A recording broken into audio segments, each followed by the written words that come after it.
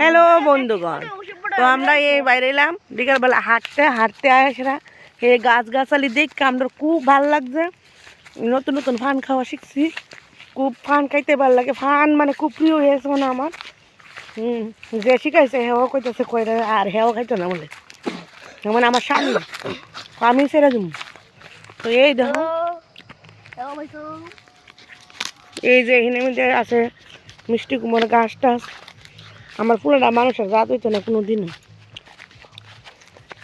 এই দু মিষ্টি কুমড়া গাছ, কার কার বাড়িতে মিষ্টি কুমড়া গাছ আছে কমেন্টে কইও।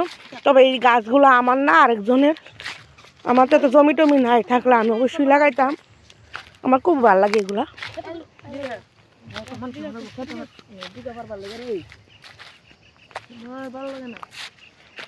এই যে আমাদের বাড়ি, গ্রামের বাড়ি।